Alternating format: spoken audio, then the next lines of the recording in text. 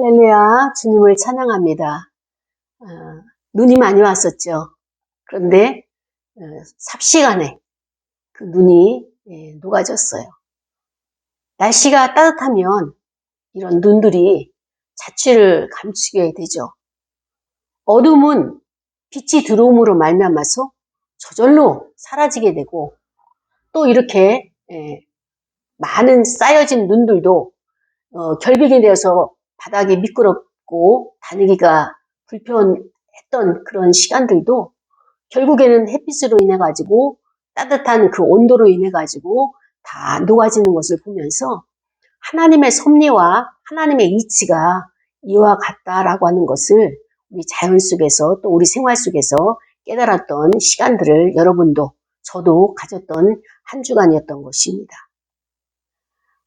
오늘은 하박국 3장 16절서부터 19절까지 말씀, 이 말씀을 통하여서 하나님이 우리에게 주시는 하나님의 뜻이 무엇일까? 하나님은 예배하는 곳을 하감하시죠. 두루 찾아다니시다가 하나님 앞에 향기가 올려지는, 번제가 올라죠. 이런 곳곳마다 하나님은 좌정하시는 거예요. 임재하시는 거예요.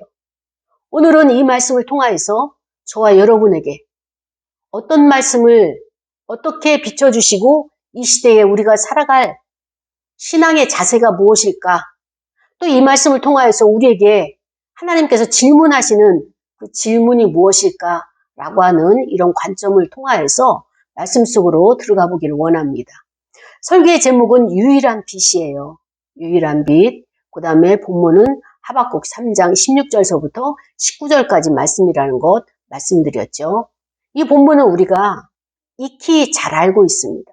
신앙생활을 한다고 하는 사람들은 이 본문을 통하여서 많은 설교도 들었고 또 많은 큐티도 했었고 또 묵상으로도 들어갔던 그 시간인데, 오늘은 하나님께서 성령을 통하여서 우리에게, 저와 여러분에게 이 말씀을 어떻게 해석해 주실지, 어떻게 우리가 이것을 바라보고 보기를 원하실지 하나님께서 가르쳐 주실 때에, 이 말씀 속에서 상고할 때에 여러분에게 많은 은혜가 되기를 원하고, 우리가 또 방향을 순환을 하고 아니면 선회를 해야 될 그런 지점이 있다거나 할 때는 우리가 작은 순종서부터 이것을 변화를 받아들여야 되겠다라고 결단하는 그런 시간이 되어지기를 원합니다. 하박국은 여러 선지자들과 다르지 않았어요. 하나님 앞에 질문이 많았습니다. 그 중에 하나가 어떤 것이 질문을 하나님 앞에 하는가 하면은, 하나님, 갈대아 사람들이, 바벨론 사람들이 굉장히 머리가 좋아요. 그래서 원래는 그 바벨론을 이루었던 그 주축들이 갈대아 사람들이잖아요. 그런데 이 갈대아 사람들을 성경에서는 어떻게 표현하고 있는가 하면은 전체를 연구를 많이 했어요. 박사들이 많은 거예요. 동방의 박사들이 많은 것처럼 이게 전체를 별과 달과 해와 이 모든 것을 이렇게 연구를 많이 해가지고 하나님을 가까이 나아가려고 하는, 만나려고 하는 그러한 그 방법을 바로 이 갈대아 사람들은 전체를 연구하면서 하나님이 창조하신 그 원리, 하나님께서 창조하신 그 규칙, 질서, 이런 걸 통하여서 하나님을 만나려고 했었고 하나님을 증명하려고 노력을 많이 했던 그런 나라가 바로 갈대아이고, 이 갈대아가 점점 부강해져 가지고 신흥 국가로 바벨론이 세워지게 된 것이죠. 그런데 이 나라가 바벨론이 커지다 보니까 약소 국가들을 공격을 하는 거예요. 그런데 지금 하박국이 낭망을 하고 낙심을 하고 하나님 앞에 부르짖는 것이, 질문하는 것이 무엇이냐? 하나님께서 바벨론을 들어가지고 하나님의 성민인 이스라엘을 공격한다는 거예요. 하나님이 이스라엘, 너 나의 말에 순종하지 아니하고 나의 하나님의 말씀에 따르지 않을 경우에 내가 너희 나라를 바벨론에 공격을 받게 할 것이다. 바벨론이 너희 나라에 들어가서 약탈하고 침략을 하여서 그 중요한 것들, 너희들이 소중하게 여기는 것들을 다 가지고 갈 것이다.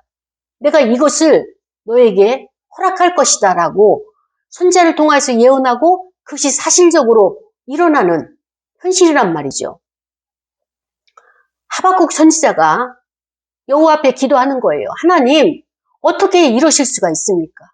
우리는 하나님이 선택한 성민입니다. 그런데 저들은 악에 죽이고 이 사회에서, 이 세상에서 가장 강하고 그 다음에 여호와를 어떻게 합니까? 알지 못하고 여호와의 그 섬기는 자들을 파괴하고 약탈해가는 그런 공격적인 악의 축을 왜 하나님이 손을 들어주시고 우리에게 하나님을 경외하고 하나님 앞에 엎드리고 하나님 말씀에 순종하려고 하는 이스라엘 백성들, 주를 따르는 여호와의 백성들에게는 이렇게 가혹하게 하십니까?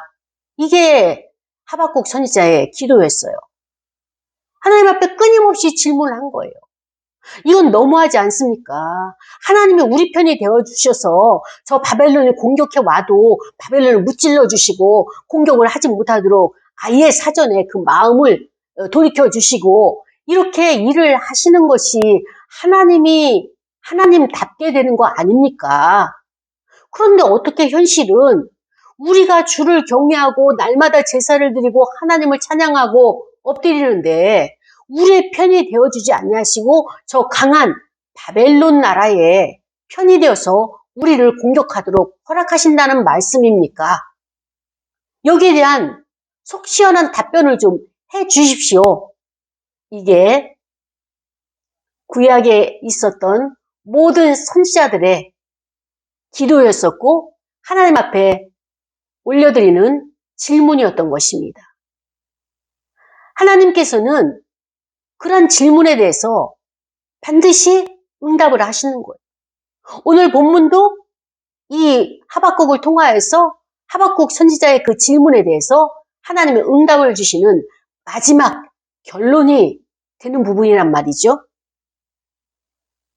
그런데 많은 사람들이 하나님은 기도에 응답하시고 하나님은 기도에 역사를 하시고 그 다음에 또 우리가 부르짖는 이 모든 것들에 대해서 답을 주시는 분이에요. 응답을 주시는 하나님이십니다. 하나님은 인격적인 분이세요. 그런데 우리가 체험하고 우리가 체휼하고 있는 그 하나님은 어떻습니까? 너무 느리고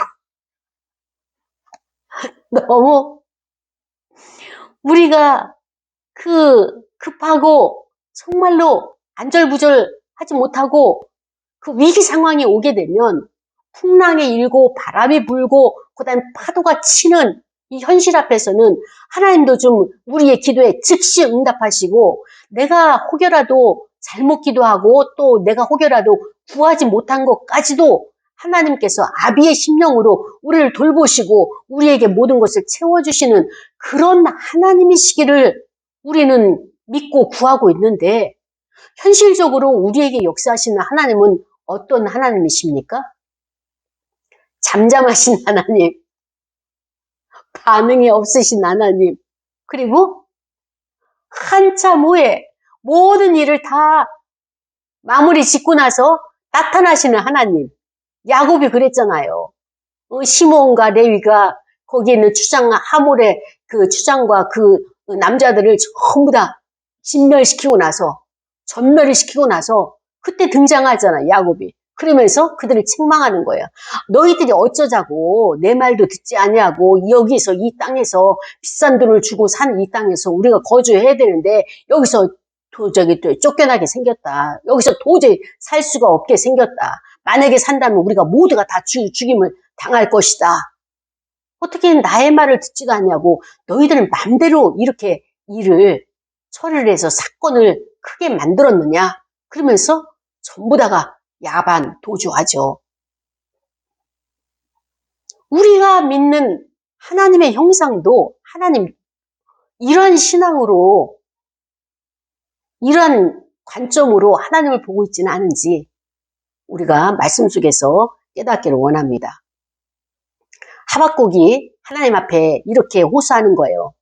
내가 그 이야기를 들었을 때 바벨론이 이스라엘을 침공한다, 남유다를 침공한다, 이 이야기를 들었을 때 나의 창자가 흔들렸고 그 목소리로 말미암아서 전에 들은 그 목소리를 말미암아서 나의 입술이 떨렸도다. 얼마나 두려움과 공포가 심했던지. 바벨론이라고 하는 이 나라는요, 엄청나게 강대한 나라지만 엄청나게 광포한, 아주 강포가 심한 그런 종류의 사람들이죠. 그래가지고 사악하고 그 다음에 또 포악하고 악의 축이라고 할 만큼 이 모든 것을 다 권세를 가지고 그 힘을 가지고 그 많은 약자들을 갖다가 강탈하면서 압제하면서 그들을 파괴시키는 이런 악이란 말이죠. 이런 나라가 이 여호와를 경외하는 성민으로 택한 이스라엘을 공격하겠다고 그 이야기를 내가 들었을 때 창자가 흔들렸다고 그랬어. 심장이 떨어지는 것이 아니라 창자가 흔들렸고 입술이 떨렸다고 그랬어요. 그래서 우리가 우리를 치러 올라오는 그 환난 날을 내가 기다림으로 썩이는 것이 내 뼈에 들어왔다. 여러분, 뼈가 상하고 뼈가 썩는 이런 고통이 얼마나 크면 이 고통이 뼈까지, 그 단단한 뼈까지, 골수까지 이렇게 와가지고 그 사람을 힘들게 하겠습니까?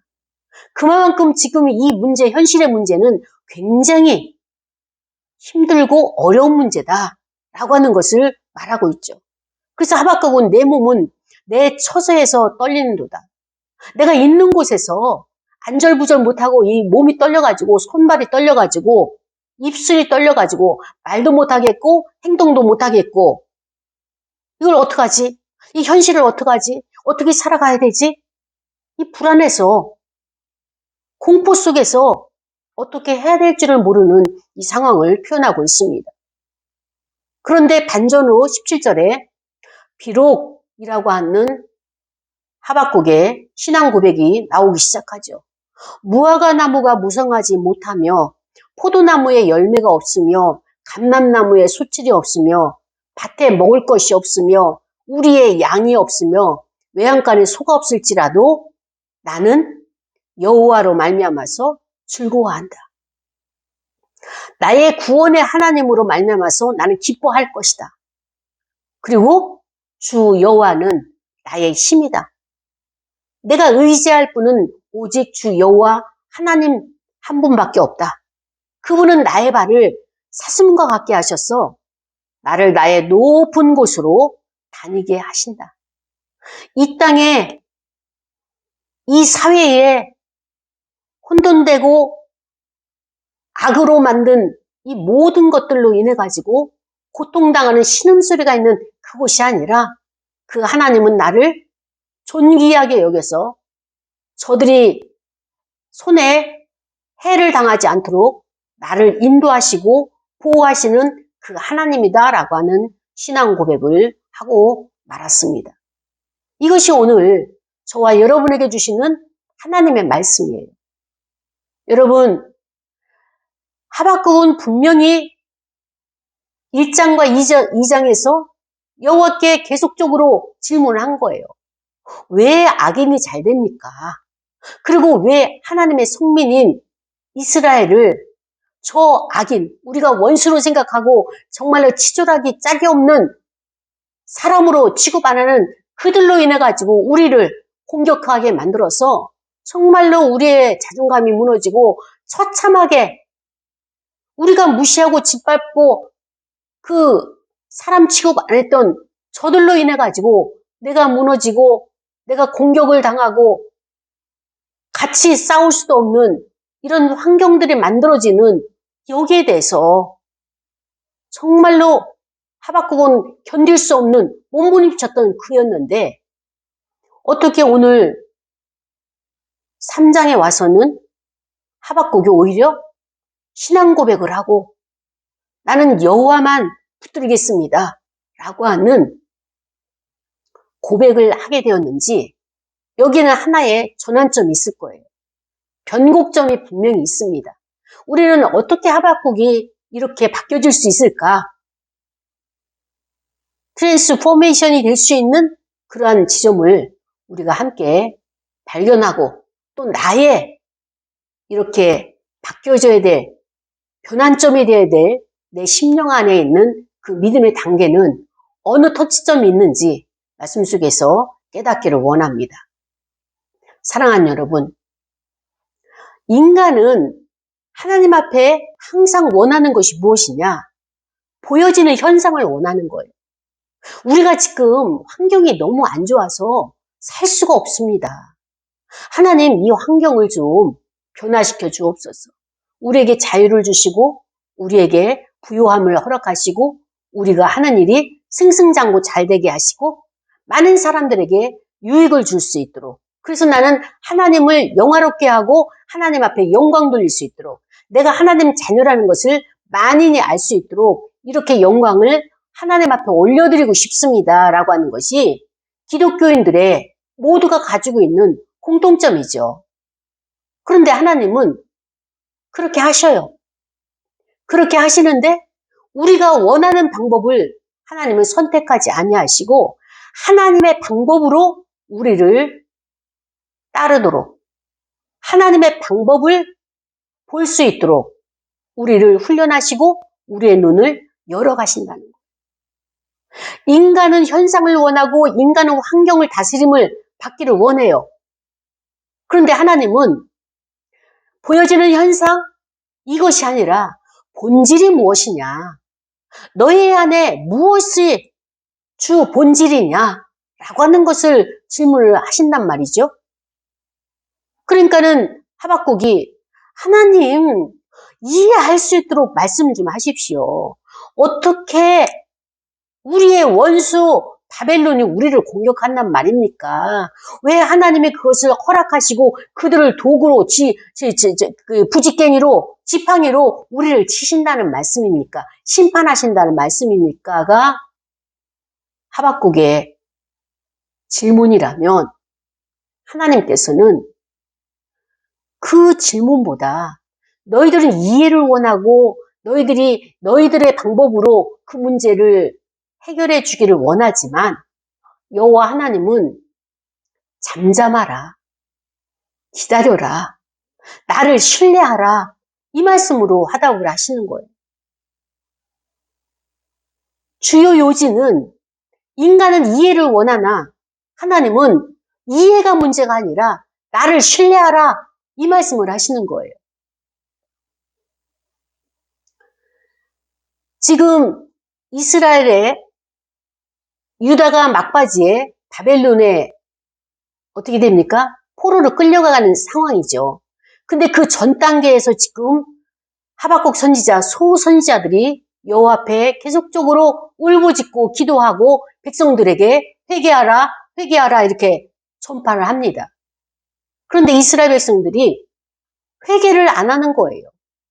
회개를 안 하고 자기의 주장대로 이렇게 역사해 주십시오, 저렇게 역사해 주십시오. 그리고 세상과 하나님의 거룩과의 그 사이에 경계를 두지 아니하고 세상에 나가서는 지극히 세속적인 삶을 살고 여호와 하나님 앞에 와서는 지극히 거룩한 자처럼 제사도 잘 드리고 예배도 잘 드리고 이렇게 살아가는 이중적인 생활을 보면서 하나님께서는 결단하라 이 말씀을 하시는 거예요. 하박국이 갈등하는 문제가 무엇이냐? 우리의 방법대로 좀 이렇게 역사를 해 주십시오. 그런데 그것이 아니라는 것을 깨달았죠. 깨닫고 나서는 그때부터 자기의 신앙 고백을 하는 것입니다. 엄청난 고통이 오고 극도의 궁핍함에 처한다 할지라도 18절에 17절에 무화과 나무가 무성하지 못한다. 무화과 나무, 포도나무, 감람나무, 새 이 나무는 팔레스타인에서 가장 열매를 많이 맺고 그 다음에 또 인간에게 유익을 많이 줄 수 있는 대표적인 나무란 말이죠.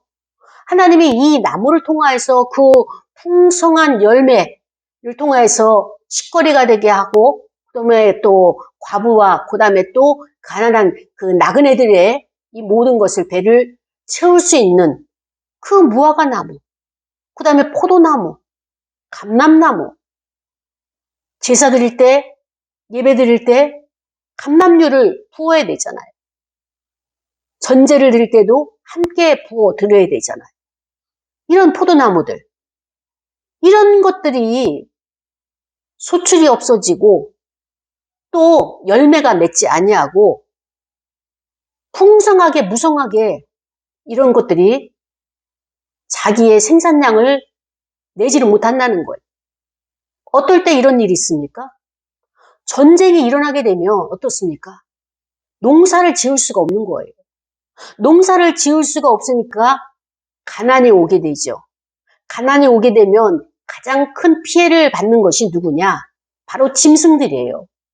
짐승들은 이런 열매도 먹고 쥐엄나무 열매도 누가복음 15장에서 먹잖아요. 그런데 흉년이 들어오고 가난이 전쟁이 일어나게 되고 그다음에 땅이 소출을 내지 아니하고 그 땅도 쉼이 있어야 되는데 안식을 가져야 되는데 날마다 매년 그 경작을 하게 되면 나올 수가 없는 거예요.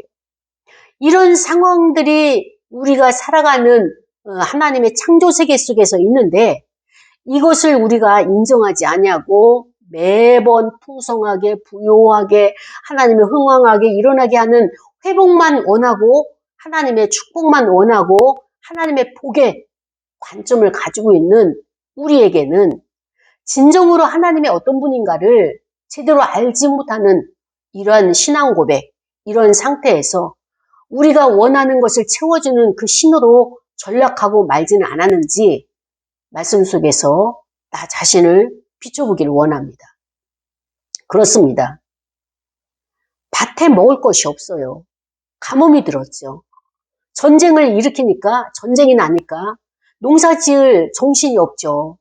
그럴 평화로운 그런 상태가 되어지가 목가적인 모든 것들이 다 뒤집어 엎는 상황이 되어버렸죠. 그리고 그 강한 자들이 와가지고 그 농사진 것들을 1년 농사를 다 가져가고 약탈해가고 그 다음에 주요한 그 자원들을 다 빼앗아가는 이런 상황이 되었죠. 그래서 밭에 소출이 없으니까 가장 먼저 우리의 양이 없는 거예요. 푸른 초장에서 그 풀을 뜯고 그 다음에 또 우리에서 잠을 자는 이런 양들이 있어야 되는데 푸른 초장이 없다 보니까 뜯을 먹거리 풀이 없다 보니까 식사가 없다 보니까 물을 마실 그런 계곡이 없다 보니까 개울이 없다 보니까 양들이 살 수가 없는 거예요. 여기서 그치는 것이 아니라 외양간에는 소가 없어요. 이 양들과 소는 인간의 또 먹거리이기도 합니다. 우유를 아니면 젖을 뭐 여러 가지 그 고기를 먹으면서 인간이 육식을 하면서 힘을 얻고 그 다음에 또 배불림을 받으면서 하나님 앞에 그 인생을 살아가는 원동력이 되어지는 이런 영양소 이런 것을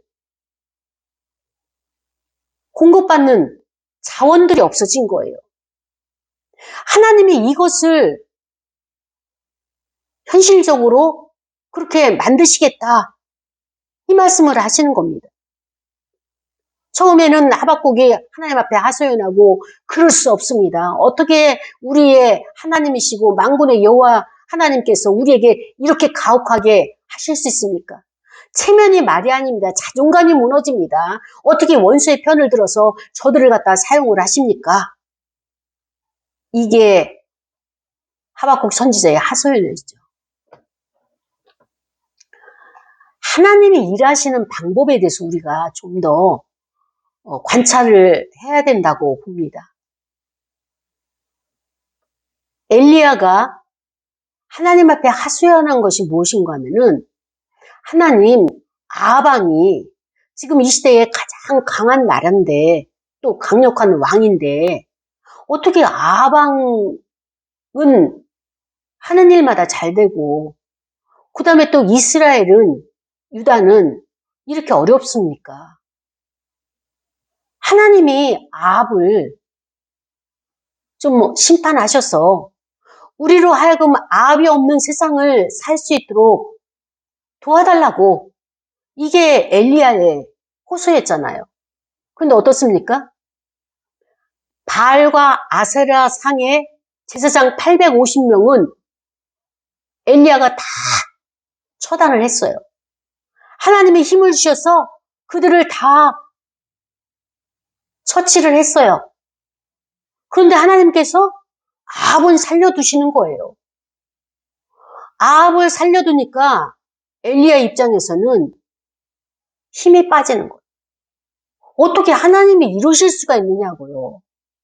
저 850명을 죽일 수 있도록 나에게 힘을 주셨으면 저 아합왕도 죽일 수 있도록 하나님이 하셔야 되는 거 아닙니까? 저들이 하나님의 역사를 보고도 지금 믿지 않고 있고요.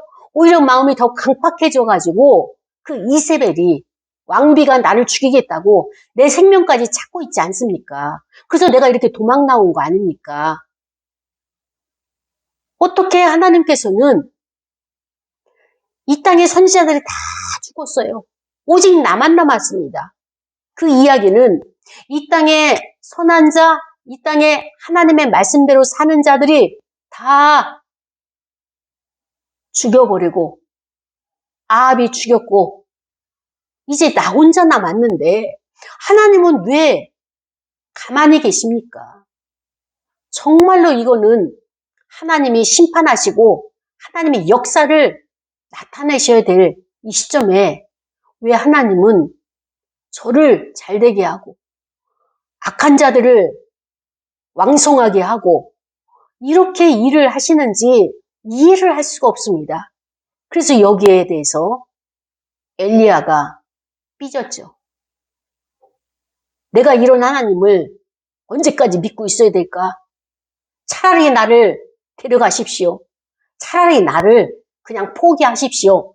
라고 엘리야는 하나님 앞에 항의를 했죠. 그때 하나님께서 엘리야에게 잠을 자게 하셨어요. 깊이 잠을 자게 하시고 그리고 또 하나님이 보낸 까마귀를 통하여서 그를 깨워서 떡과 고기를 먹게 하고 물을 마시게 하고 그렇게 하면서 여기서 몸을 추스리고 그 다음에 또 이것을 너가 앞으로 해야 할 일이 있기 때문에 그 일을 행하도록 40일 주야를 걷게 하실 그런 하나님의 계획들이 있기 때문에 하나님은 엘리야에게 쉼을 주고 휴식의 기간을 주고 다시 회복의 기회를 주시는 겁니다. 근데 엘리야는 하나님의 일하시는 방법이 이해가 안 된 거예요. 어떻게 그럴 수가 있느냐. 하나님이 왜 악인의 편에 서시느냐. 우리 편이 되어주셔야 되는데 막아주셔야 되는데 저들을 무찔러 주셔야 되는데가 엘리야의 질문이었다면 하나님께서는 엘리야를 먼저 회복시키시는 것이 하나님의 일하시는 방법이었던 것입니다. 그래서 엘리야에게 쉼을 주시고 엘리야에게 기력을 회복할 수 있도록 먹을 것을 공급하시고 그리고 나서 엘리야에게 세 번째로 무엇을 주시느냐? 해야 될 사역을 주시는 거예요. 사역을. 나는 우울증에 빠져서 아무것도 못합니다. 아무것도 못합니다.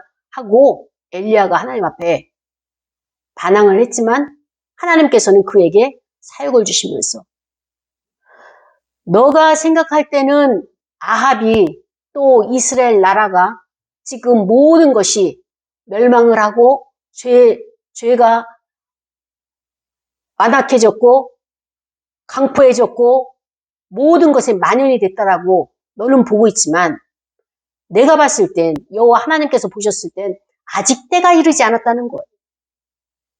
하나님이 보시는 시점과 우리가 보는 것이 많이 이렇게 다른 거예요. 하나님은 아직도 죄악이 관용하지 않았다. 그렇기 때문에 너가 아합을 죽이는 것이 아니라 나의 방법은 나의 생각은 너는 하사엘에게 그 다음에 예후에게 왕을 기름 부어라. 그래서 그들에게 아합과 싸우도록, 그리고 너는 이 땅에 선지자들이 다 죽고 하나님의 말씀대로 사는 자들이 다 죽고 너 혼자만 오직 남았다고 그렇게 말을 하는데, 아니다. 나에게는 7,000명이라고 하는 바알에게 무릎 꿇지 않는, 바알과 아설에게 무릎 꿇지 않는 7,000명이라고 하는 자들이 나에게 있다. 그러면서 너는 엘리사에게 기름을 부어서 그로 하여금 선지자의 너의 후계를 이어갈 수 있도록 기름을 부어라. 이렇게 말씀을 하시는 거예요. 엘리야의 입장에서는 하나님, 내가 850명까지 죽였지 않습니까? 그러니까 아합 왕까지도 죽일 수 있도록 이세벨 그 무리들을 다 무찌를 수 있도록 하나님 허락만 하시면 할 수 있는데 왜 여기서 멈추십니까? 엘리야는 그것을 하나님 앞에 호소했던 거예요. 근데 하나님은 심판을 아무 때나 하는 것이 아니라 죄의 악이 관용이 돼가지고 더 이상 나갈 수 없고 더 이상 이래서는 안 되겠다 싶을 그때까지 기다리시는 거예요. 왜? 그 안에 여호와께로 돌아올 자, 여호와 하나님 앞에 회개할 자들이 오도록 기다려주시는 거예요. 오늘 이 하박국도 하나님의 관점, 하나님께서 문제 해결하는 이것을 딱 보았어요. 깨달았어요. 그리고 나서 역시 하나님이시구나. 하나님의 방법이 옳으시구나. 하나님은 때를 기다리시는 거예요. 지금 너희들이 바벨론이 전쟁으로 쳐들어온다고 하니까 억울해하고 어떻게 내가 믿었던 하나님이 이렇게까지 이 나라가 처참하게 무너지기까지 하나님께서 이렇게 하십니까? 우리의 기도를 이렇게 나라와 민족을 위해서 기도하고 우리를 구원하시라고, 우리를 지켜주시라고 날이면 날마다 하나님 앞에 엎드려서 믿고 구하고 있는 우리에게 이것을 우리가 어떻게 해석하고 어떻게 받아들여야 됩니까? 우리가 어떻게 이것을, 이 현실을 이해를 해야 됩니까? 이게 하박국 선지자의 호소였다면 하나님께서는 뭐라고 말씀하셔요? 네.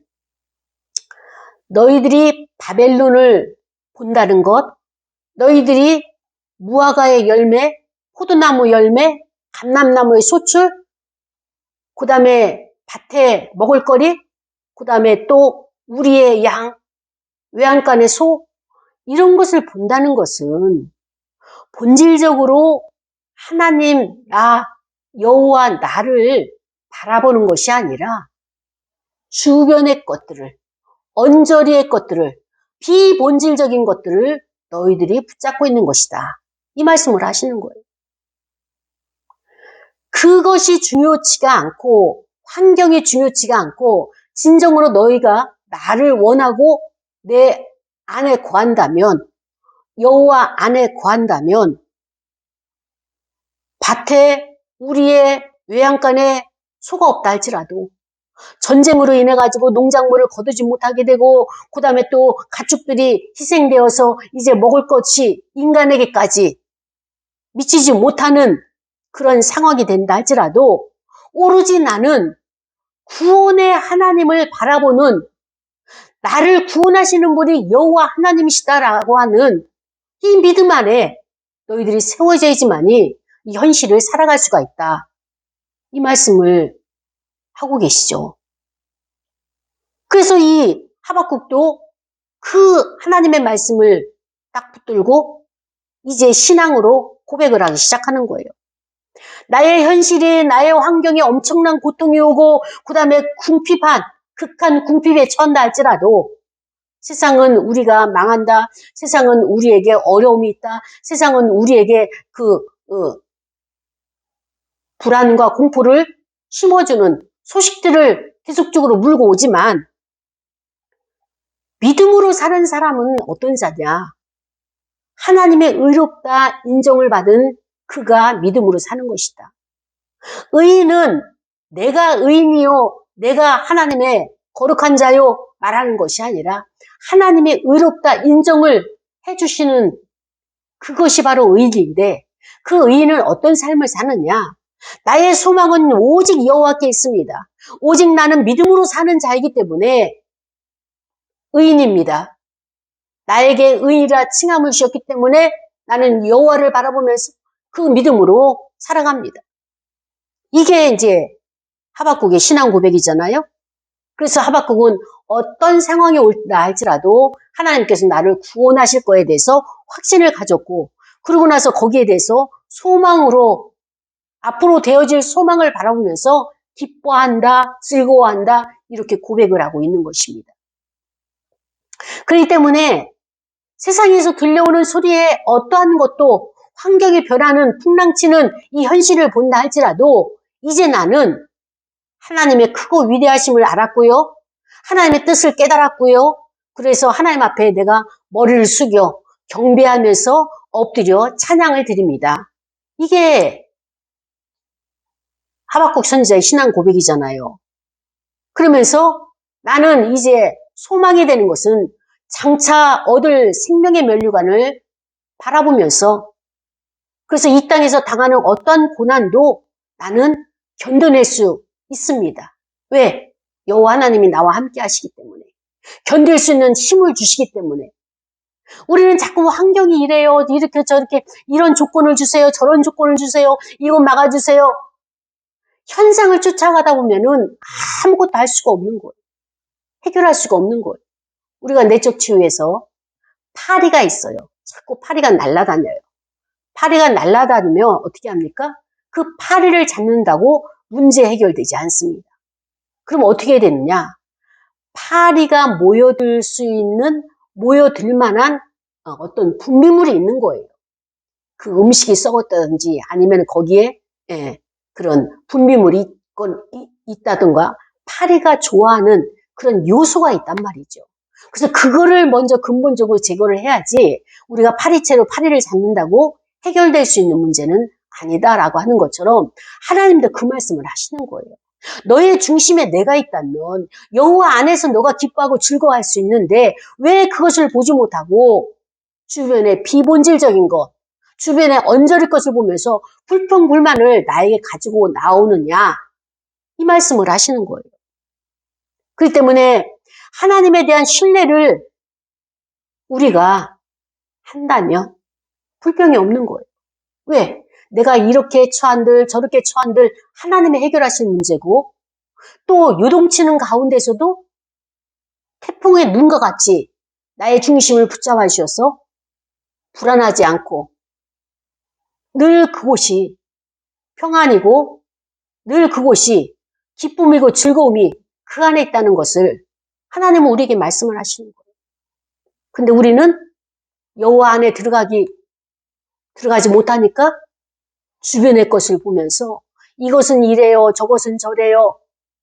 불평하기에 또 거기에 많은 에너지를 낭비하기에 그리고 또 내가 많은 것을 거기에 소진하는 감정의 소진, 시간의 소진, 그 다음에 또 물질의 소진 이런 것들로 인해서 우리가 불안에 떨고 있는 거예요. 상황이 중요하지가 않습니다. 그래서 우리는 여호와 하나님에 대한 지식이 충만을 해야 돼요. 반드시 하나님의 뜻과 내 뜻이 같아지기 위해서는 하나의 과정을 우리가 거쳐야 됩니다. 그 과정이 무엇이냐? 예전에 우리가 사진을 찍을 때 이렇게 그 사진기 안에 그렇게 천 같은 거를 뒤집어 쓰고 그 다음에 이렇게 그 망막을 통해 가지고 초점을 통해 가지고 사진을 찍잖아요. 근데 그 안에 들어가 보면 사람이 이렇게 서 있어요. 바르게 서 있어요. 그런데 사진기 안에 그 초점은 망막은 어떻게 됐냐? 거꾸로 돼 있는 거예요. 뒤집어져 있는 거예요. 그래야지 사진을 찍을 때 우리가 온전히 이렇게 서 있는 것으로 나타나는데 이것이 하나의 창조 질서에 속해 있는 것이라는 거예요. 하나님은 우리가 생각하는 세상의 가치와 내가 생각하는 이 사고, 관점으로 하나님이 역사하지 않으셔요. 하나님은 우주 만물을 창조하시고 그 창조의 원리에 따라서 모든 것을 배정하시고 이끌어 가시는 분이에요. 나는 직접적으로 저를 싸우기를 원하고 쳐부시기를 원하는데 하나님은 아니야. 아직 죄악에 관용하지 않았어. 아직 때가 있어. 아직 시간이 있어. 기다려. 이 말씀을 하시는 거예요. 근데 우리는 조급하죠. 나를 공격하려고 저렇게 문 밖까지 왔는데 왜 하나님은 아직까지도 가만히 계시고 나 혼자 불안에 떨어야 되고 나 혼자 이 문제를 해결해야 되고 싸워야 되는 이 조급함, 조급증이 먼저 오다 보니까 하나님의 뜻을 제대로 깨닫지 못하고 있습니다. 그렇습니다. 우리는 하나님에 대한 지식을 충만할 때까지, 그래서 하나님의 임재를 깨닫고 또 하나님의 임재를 깨닫게 되면 어떻게 합니까? 하나님과 동행하는 삶을 살게 된다는 것을 하박국 선지자가 오늘 말씀을 통해서 우리에게 교훈을 주었습니다. 이것은 하나님이 우리에게 주시는 말씀이에요. 우리 시간에 기도할 거예요. 주 여호와는 나의 힘이시다. 그렇습니다. 나를 존귀하게 여기고 나의 발을 사슴과 같이 높은 곳으로 이 땅의 현상이나 이 땅의 모든 사건에 연루되지 아니하고 높은 곳으로 다니게 하시는 것이 여호와 하나님의 허락하심이니까 우리가 이 시간에 말씀을 생각하면서 다 같이 통성으로 기도하시겠습니다. 하나님 아버지 감사합니다.